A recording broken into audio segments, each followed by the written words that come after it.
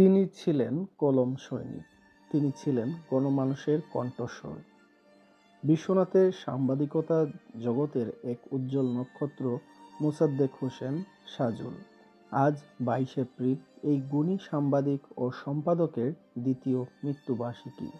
বিশ্বনাথ উপজেলা প্রেস ক্লাবের প্রতিষ্ঠাতা সভাপতি এবং পাক্ষিক বিশ্বনাথ বার্তার সম্পাদক ও প্রকাশক হিসাবে তিনি আমৃত্যু কাজ করে গেছেন।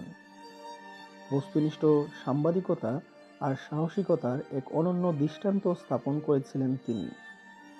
স্থানীয় সমস্যা থেকে শুরু করে জনদুর্ভোগ সবকিছুই তার লেখনীতে ফুটে উঠত নির্ভীকভাবে। ২০২৪ সালের এই দিনে যুক্তরাজ্যের ব্র্যাডফোর্ডের একটি হাসপাতালে চিকিৎসাধীন অবস্থায় ইন্তেকাল করেন তিনি।